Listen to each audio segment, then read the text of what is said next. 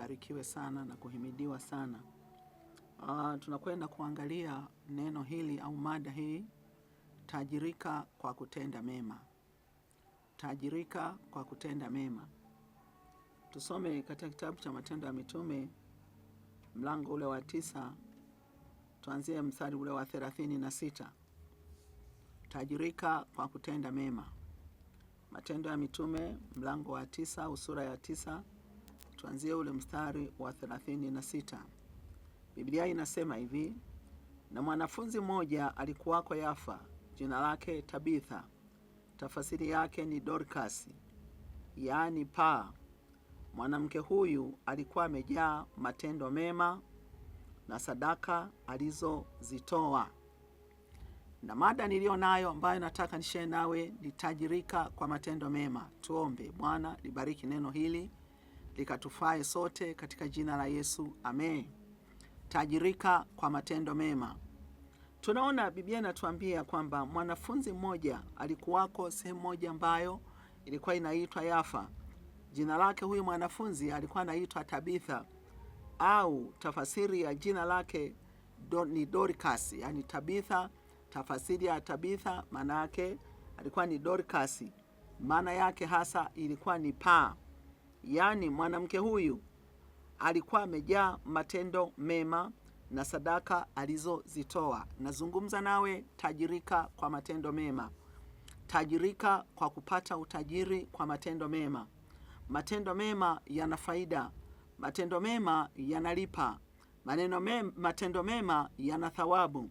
Matendo mema yana kumbukumbu mbele za Mungu na mbele ya wanadamu. Tajirika, tutajirike kwa kutenda matendo mema.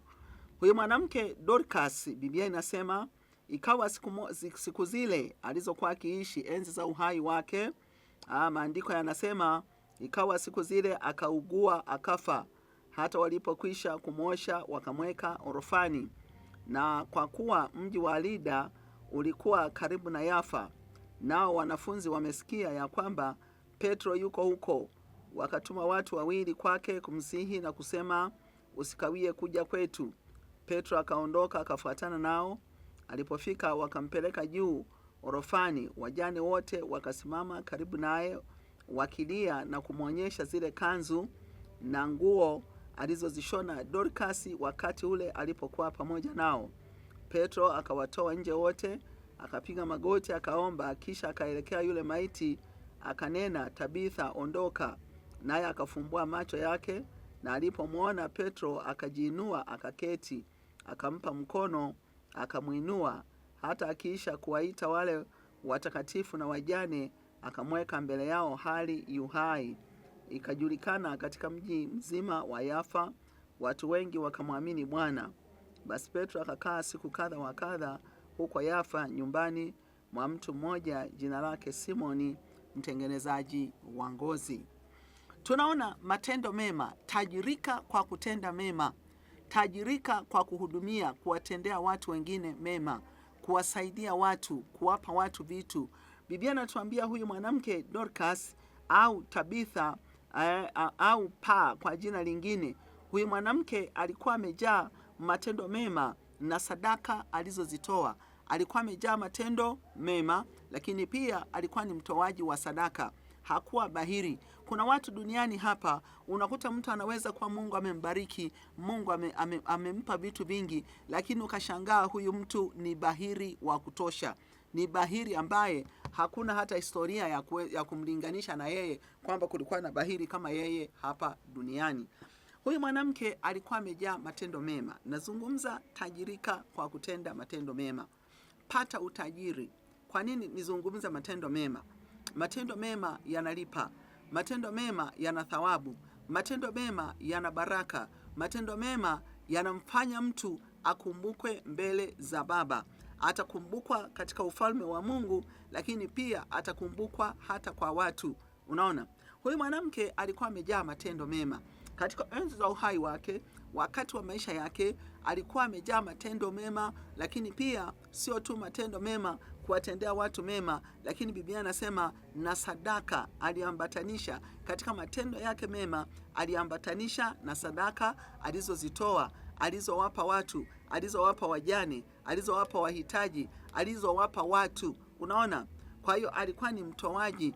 Matendo yake mema akaongeza na sadaka ambazo alikuwa anazitoa. Nimekwambia matendo mema ni thawabu, matendo mema yanalipa, matendo mema ni agizo la Mungu. Ndio maana Baba yetu wa mbinguni yeye anaitwa mwema. Kwa nini anaitwa mwema? Kwa sababu ya kujaa matendo mema, kwa sababu amejaa matendo mema. Anayotutendea wanadamu ni mambo mengi mno mema. Anatunyeshea mvua, anatuangazia jua lake, anatuangazia mwezi usiku, anatutendea mambo mema, anatupa hewa, anatupa uzima, anatupa uhai, anatuongeza miaka, tunaendelea kuishi kwa sababu ya wema wake. Ndio maana hata siku moja watu wakamwendea Yesu, wakamuuliza, wakamwambia wakamuita mwalimu mwema.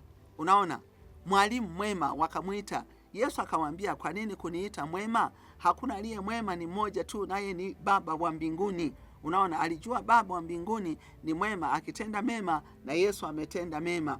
Unaona, tajirika kwa kutenda matendo mema. Kuna watu duniani ni wabahiri, wasiokuwa wa kawaida. Kuna watu duniani ni wachoyo. Yaani unakuta huyu mtu ni mchoyo ambaye amepitiliza. Yaani yeye ni mnyimifu. Hakuna hata tafasiri ya kumzungumza pale. Unakuta yeye ni mnyimifu, ni mchoyo katika maisha yake yote. Unakuta Mungu amembariki, Mungu amempa vyakula, Mungu amempa maisha, Mungu amemtendea mambo mema, lakini hawezi kukumbuka kuwajali wahitaji. Hawezi kukumbuka hata achukue tu sadaka yake ampe mtu. Achukue tu hata sadaka achukue ampe hata mhitaji. Achukue hata kipande kidogo cha mkate ampe hata jirani yake ambaye anajua kabisa ya kwamba huyu ana maisha ya kawaida tu, na yeye amebarikiwa. Ananunua mikate, friji imejaa, vyakula vimejaa, imejaa mboga za kila aina, vimo ndani vimejaa, lakini hawezi kukumbuka hata amsaidie hata mjane. Hawezi kukumbuka hata amsaidie hata mtu mmoja. Hawezi kukumbuka pamoja na kwamba Mungu amembariki, yuko radhi ale vyakula vibaki vichache aende akamwage jalalani. Yuko radhi kabisa, hawezi kuona shida, hawezi kuona ajabu. Unaona? Lakini sasa wana wa Mungu tunatakiwa tutajirike kwa kutenda matendo mema. Tunatakiwa tutajirike, tujiwekee utajiri. Unaona? Kwanza ukijaa matendo mema unapata waombezi wengi, unapata wa kukutamkia wengine mambo mazuri. Unaona, wakiangalia sadaka zako, wakiangalia matendo ambayo tunayatenda, basi wanajaa kutuombea, wanajaa kututamkia mazuri, maana baraka ni maneno. Unapotamkiwa mazuri, hizo ndio baraka. Utapata waombezi wengi, tutapata wa kutuombea wengi. Kwa nini? Kwa sababu umetajirika, umejaa matendo mema, unakumbukwa. Hivyo turudi tumwangalie huyu mwanamke. Huyu mwanamke enza uhai wake, kwanza alikuwa ni mjane. Kwa hiyo tungeweza kusema kwamba angeweza kujitetea, angeweza kusema yeye hana pesa, ana majukumu mengi, maana mume wake alikuwa ameondoka, amemwacha, amebaki yeye duniani. Haya, huyu mume wake alikuwa amekwisha kuitwa na Bwana, amekwisha kuondoka. Kwa angeweza kujitetea, angeweza kusema yeye ni mjane, hawezi kutoa, hawezi kufanya chochote, hawezi kuhudumia watumishi wa Mungu, hawezi kufanya jambo lolote lile. Angeliweza kujitetea kwa sababu ya hali yake ya ujane aliyokuwa nayo. Lakini hali yake ya ujane haikuweza kumsababisha asijae matendo mema. Hali yake ya ujane hakuweza kuiweka kuwa ni kigezo au kuwa ni sababu ya kumfanya asimtumikie Mungu. Biblia inatuambia huyu mwanamke alijaa matendo mazuri, alijaa matendo mema, aliwasaidia watu bila ubaguzi, bila kujali kwamba huyu anavyo au hanavyo, bila kujali huyu ni tajiri au huyu ni maskini. Unaona, Mungu ametuweka tujae matendo, tuhurumie wengine. Kuna watu leo unaweza kutoka mtu akawa amebarikiwa, lakini hawezi kuchukua hata kitu chake kidogo akampa mtu mwingine. Hawezi kuchukua hata kitu kidogo basi aseme kwamba ngoja nimsaidie huyu hapa sukari, ngoja nimsaidie kachumvi, ngoja nimsaidie labda hii nguo. Unakuta mtu nguo zilishambana, unakuta mtu nguo zake zilishambana, alishaacha kuzivaa miaka, lakini bado amezitunza. Sijui anamtunzia nani, sijui anamwekea nani ambaye atakuja mpe baadaye. hiyo yote unakuta roho ya unyimifu inamsumbua, roho ya uchoyo inamsumbua. Mungu anatutaka tujae matendo mema. Kwa huyu mwanamke enzi za uhai wake, maandiko yanatuambia ikawa siku zile akaugua, akakutana na jaribu, akakutana na shida, akakutana na ugonjwa ambao ulimuondoa katika mwili, au ugonjwa ambao ulisababisha akatengana, roho ikatengana na mwili wake.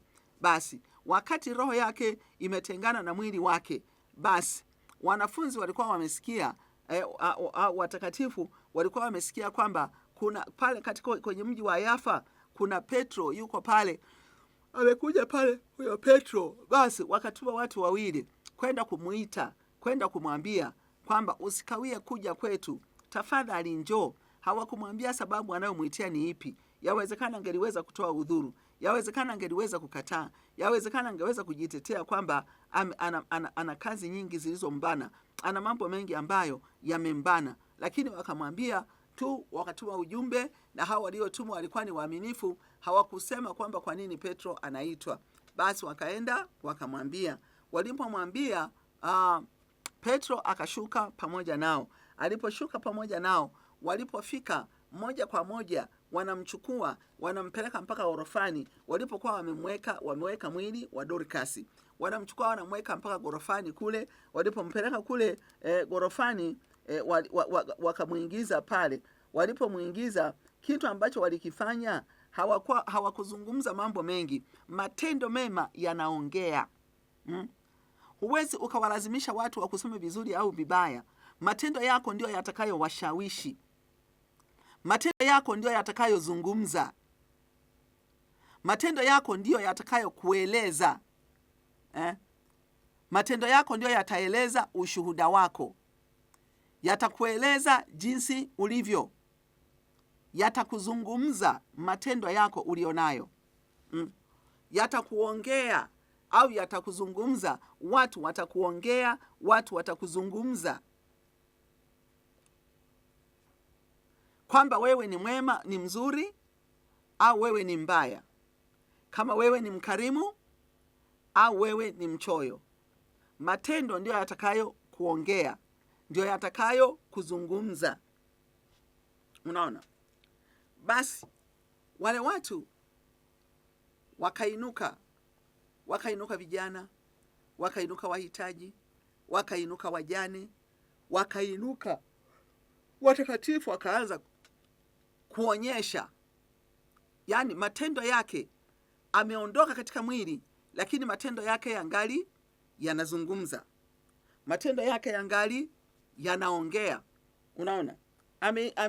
Ameitwa, ametwaliwa, lakini watu wana uchungu, watu wanalia. Kumbe matendo mema, nimekwambia tukijaa matendo mema tutapata waombezi wengi, wengi watakao tutamkia mazuri, wengi watatuombea,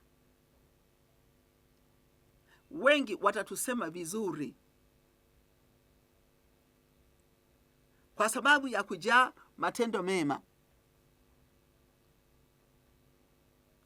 Biblia inasema hivi, wakatokea wale watu, huyu anatoka na kanzu, huyu anatoka na nguo aliyopewa na Dorcas.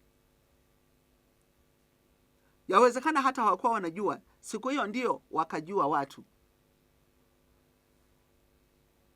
Siku hiyo ndio watu wakaelewa. Maana walitoka matendo yakiwa yanazungumza, matendo yakiwa yanaongea, yanasema. Wanamuonyesha Petro, wanamuonyesha nguo alizozishona Dorcas wakati wa uhai wake.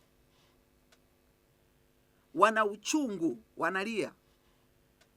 Kumbe matendo mema yatamsababisha Mungu atuongeze miaka, kwa sababu ya maombi ya watu na kwa sababu ya matamshi ya watu.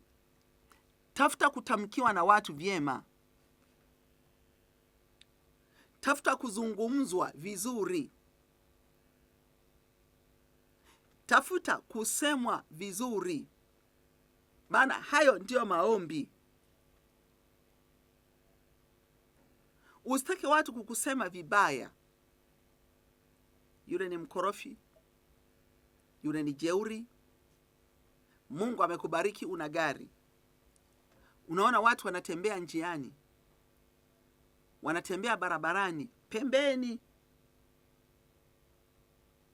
Wewe unafuata maji yalipo, unayapiga makusudi. Mtu amevaa kanguo kake,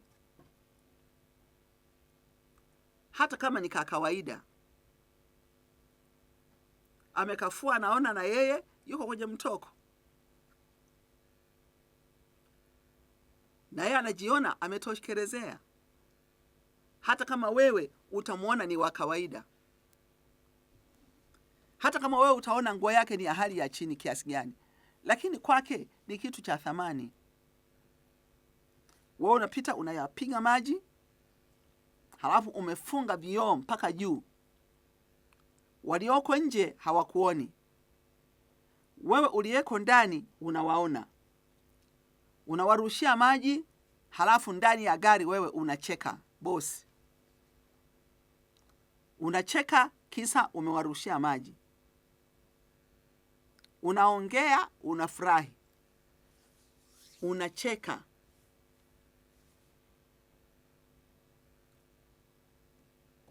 Umeshawarushia maji, umeshawarushia matope. Wewe huyo unapepea na gari lako, unaenda zako, huku unacheka, nimewaweza. Wale watu wataanza kunung'unika, wale watu wataanza kuumia, wale watu wataanza kuzungumza, wataanza kutamka, watanung'unika kwa maumivu. Kwa nini umewachafulia nguo zao? Yale maombi yao Mungu anayasikia. Yale maneno wanayoyatamka kwa Mungu yanafika. Yale wanayoyaongea, unashangaa kwa Mungu yamefika. Baada ya kufika sasa, Mungu anasikia, kwa sababu ni kweli. Kwa ujeuri tu, kwa kiburi, kisa una gari, unawamwagia maji wakati hawajakuchokoza. Ukweli ni kwamba hawajakuchokoza. Kwani wamekuchokoza nini? Wewe uko ndani ya gari, wao wanatembea kwa miguu nje ya barabara. Wewe ndiwe umewachokoza. Sasa watu kadri wanavyokunung'unikia, wanavyokutamkia mabaya, unashangaa zile baraka zinaanza kuyeyuka. Zile baraka zinaanza kuisha kwa sababu ya maneno ya watu.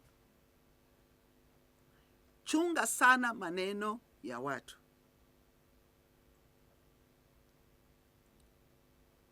Chunga.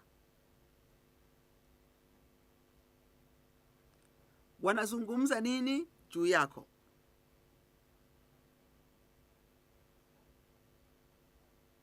Halafu ujiepushe. Uepuke kutamkwa vibaya. Nazungumza na wewe, jaa matendo mema. Kuna watu leo wana baraka, ana nguo mpaka zingine anazisahau. Hawezi kuwaza tu kwenye kichwa chake kwamba siku moja nichukue hata hizi nguo niwagawie watu. Biblia inasema wapeni watu vitu. Awaze tu kwamba na mimi sasa ninatoa vitu, na mimi leo naamua nitoe vitu.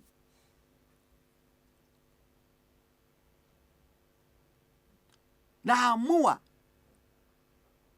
nitoe. Hamna.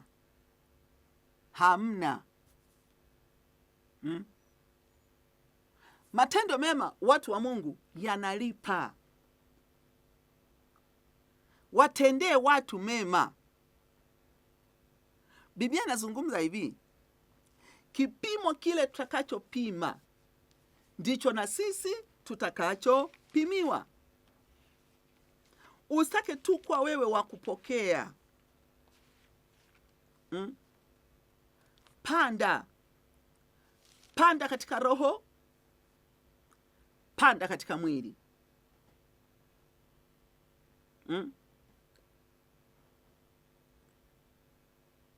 Panda katika roho,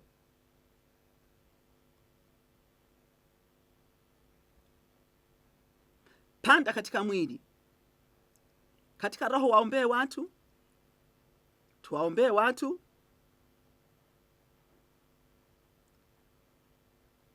Katika kitabu kile cha Luka sura ile ya 6 mstari wa 38, tuangalie kitabu cha Luka sura ya 6 mstari ule wa 38. Biblia inasema hivi: wapeni watu vitu nanyi mtapewa, kipimo cha kujaa na kushindiliwa na kusukwasukwa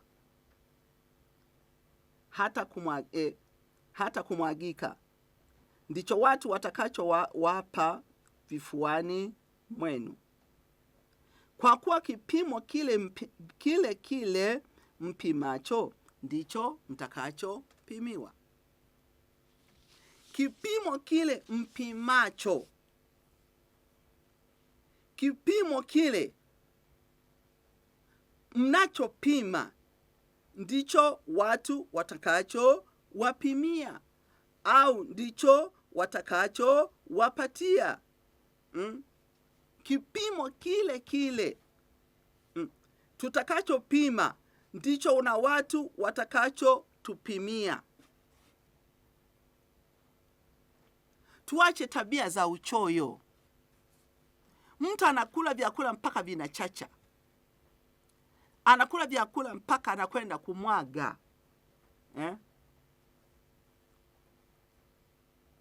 yaani mpaka anavimwaga.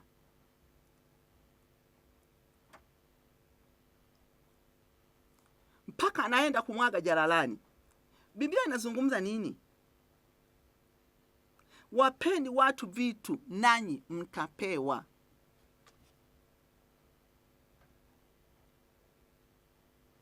Wapeni watu vitu. Siri ya kubarikiwa ni kuwapa watu, ni kujaa matendo mema. Ni kwamba, wapendwa, matendo mema ni baraka.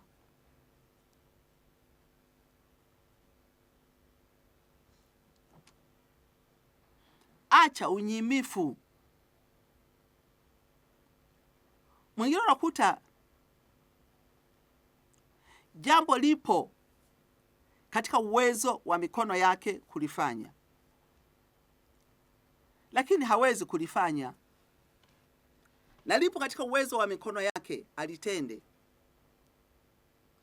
lakini hawezi kulitenda. Hebu sikiliza, kuna vitu vingine Mungu anaweza akakupa, kumbe amevipitisha tu mikononi mwako, lakini anataka viende na kwa watu wengine.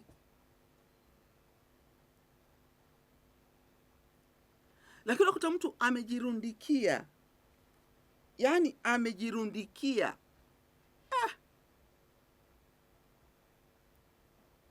Hawezi kumgawia hata mhitaji.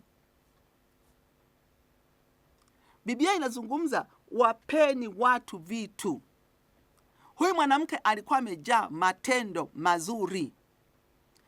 Hata uhai wake, siku zake zilipokoma, watu walikataa kumzika. Waliona huyu mtu ni wa faida. Waliona huyu mtu ana faida. Ijapo kuna msemo leo watu unakuta kizuri hakidumu au wazuri hawadumu. Nani alikwambia? Hiyo ni kauli ya shetani ambayo inatakiwa tuikatae. Tutende mazuri na Mungu atupe maisha marefu. Tutende matendo mema na Mungu atuongeze miaka mingi ya kuishi. Jali wahitaji, jali wasiokuwa navyo. Kama Mungu amekubariki, hebu jifunze kutapanya, kugawa. Huyu mwanamke alikuwa ni mjane, lakini kwa nini aliishi kwa faida? Akawa wa baraka katika nyumba ya Mungu au katika familia ya Mungu. Akawa wa baraka mno. Akaishi pale kwa faida. Alipoishi pale kwa faida, maandiko yanazungumza, siku zake zilipoisha wakakataa, wakasema haiwezekani. Yuko Petro ambaye alikaa na Yesu, Yesu ambaye tulikuwa tunasikia anafufua wafu. Petro huyu si ndio siku moja alikuwa akiingia kanisani wakamkuta kiwete mlangoni? Yule kiwete akatembea. Kama kiwete alitembea, kwa nini na huyu asifufuke? Wanalia, wanaonyesha kazi, matendo yanazungumza. Hebu matendo yazungumze. Kuna watu wanakuwa na tabia, akisemwa tabia zake jinsi alivyo, wakamsema tu, jamani fulani yuko hivi, jamani fulani anakasirika, anang'aka. Labda wamemuita kwamba fulani ni mchoyo, anakasirika. Mimi sio mchoyo, mimi sio nani. Unajishuhudiaje wewe mwenyewe? Wale watu wanaokuona ndio wanakushuhudia. Wale watu ambao wanakuona ndio wanaokushuhudia.